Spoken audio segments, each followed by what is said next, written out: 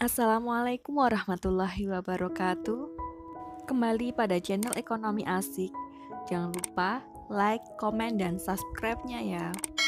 Dalam lingkup makro, negara-negara di dunia juga menjalin kerjasama ekonomi internasional.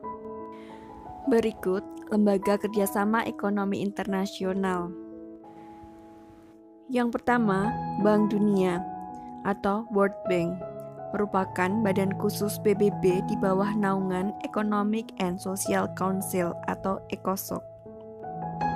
Adapun tujuan pembentukan Bank Dunia antara lain membantu rekonstruksi dan pembangunan negara anggota melalui fasilitas investasi produktif, memberikan pinjaman investasi swasta, mendorong perkembangan jangka panjang dalam perdagangan antar negara, mempengaruhi investasi internasional, menyusun pinjaman yang dijamin terkait pinjaman internasional melalui sumber lain. Untuk mewujudkan tujuannya, Bank Dunia dibantu lembaga keuangan seperti IBRD, IDA, IFC, ICSID, dan MIGA. Lembaga keuangan yang pertama adalah IBRD, International Bank for Reconstruction and Development. Peran IBRD ini adalah membantu perbaikan dan pembangunan negara-negara anggota melalui penanaman modal produktif, mendukung penanaman modal swasta bagi negara berkembang, meningkatkan perdagangan antar negara, dan memelihara kondisi neraca pembayaran, mengatur dan menjamin pinjaman agar tepat sasaran dan tepat guna, serta menuntun operasional pinjaman dengan memperhatikan faktor penanaman modal. Selanjutnya IDA, International Development Association, berdiri pada 15 September 1960. Peran IDA diantaranya menyelesaikan masalah pembangunan dan kemajuan negara-negara berkembang, menyalurkan pinjaman dana dengan syarat longgar dan bunga ringan, yaitu dengan waktu pengembalian sekitar 30-40 tahun, memberikan hibah bagi negara-negara miskin meliputi bantuan proyek pengadaan air bersih, penanggulangan wabah penyakit, serta upaya mengatasi efek rumah kaca. Selanjutnya IFC, International Finance Cooperation, yang dibentuk pada tahun 1956. IFC secara khusus memberikan bantuan dana kepada sektor swasta di negara berkembang. Tujuan pendirian IFC ini antara lain membiayai kegiatan penanaman modal swasta di negara berkembang, membantu perusahaan swasta mengalokasikan dana di pasar uang dunia, serta menyediakan bantuan teknik dan analisis bagi dunia usaha atau swasta dan pemerintah.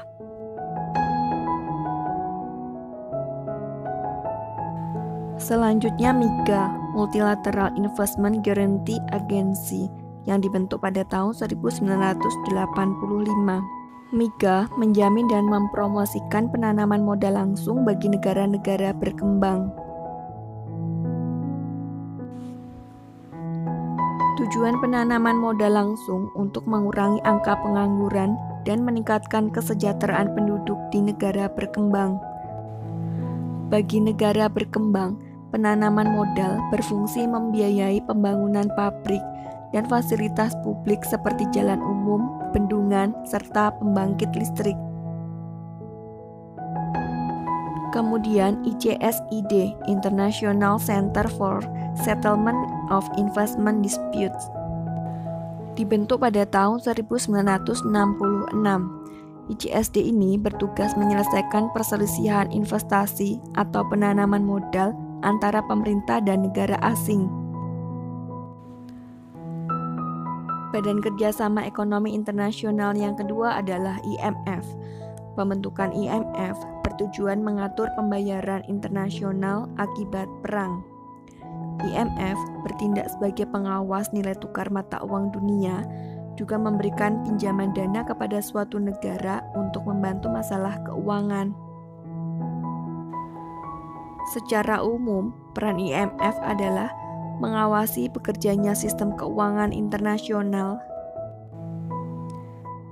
membantu stabilisasi nilai tukar dan model hubungan nilai tukar antar negara anggota, membantu negara anggota dalam memulihkan kesulitan neraca pembayaran dengan memberikan kredit jangka pendek dan cadangan mata uang atau devisa. Seperti negara lainnya, Indonesia pernah mendapatkan pinjaman dana dari IMF. Melalui pinjaman ini, Indonesia berusaha mengatasi krisis ekonomi. Selanjutnya, ISDB, Islamic Development Bank, yang dibentuk oleh Organisasi Konferensi Islam atau OKI pada 24 Juli 1975. ISDB bertujuan meningkatkan kualitas kehidupan sosial ekonomi negara anggota dan masyarakat muslim di negara bukan anggota berdasarkan prinsip Islami atau syariah. ISDB menerapkan strategi yang difokuskan pada pembangunan manusia, pembangunan pertanian dan ketahanan pangan, pembangunan infrastruktur, kerjasama perdagangan antar negara anggota, pembangunan sektor swasta, serta pengembangan di bidang ekonomi, perbankan, dan keuangan Islam. Selanjutnya UNIDO, United Nations Industrial Development Organization, yang dibentuk pada 24 Juli 1967.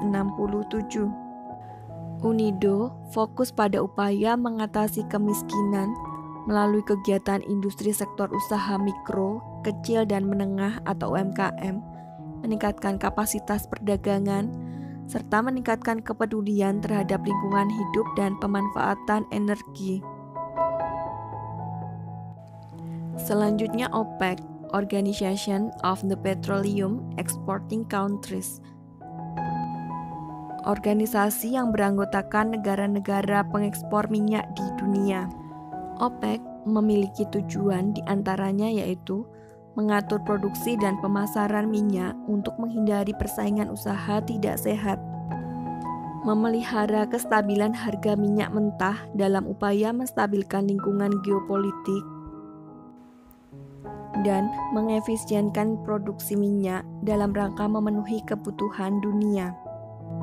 Indonesia pernah menjadi anggota OPEC, namun pada 30 November 2016, Indonesia keluar dari keanggotaan OPEC. Hal ini disebabkan karena kebijakan OPEC menurunkan produksi minyak Indonesia sebanyak 37.000 barel per hari, dan ini untuk mengendalikan harga minyak dunia. Selanjutnya, WTO, World Trade Organization, merupakan badan yang mengatur masalah perdagangan antar negara. Pelaksanaan tugas WTO berdasarkan perjanjian yang dinegosiasikan dan disepakati oleh sebagian besar negara di dunia. Tujuan perjanjian WTO yaitu membantu produsen barang atau jasa, eksportir, serta importir dalam melaksanakan kegiatannya. Tugas WTO adalah memantau penyelenggaraan perdagangan antar negara, mengevaluasi kebijakan perdagangan nasional negara anggota, menjadi forum negosiasi perdagangan dan menangani perselisihan perdagangan antar negara, membantu teknik dan pelatihan bagi negara-negara berkembang, serta melakukan kerjasama dengan organisasi internasional lain. Kemudian yang terakhir, Economic and Social Council, merupakan badan dunia yang menangani masalah ekonomi dan sosial. Organisasi ini bertugas mengkoordinasi kegiatan ekonomi dan sosial PBB, menampung isu-isu tentang hak asasi manusia atau HAM, serta memfasilitasi kerjasama budaya dan pendidikan internasional.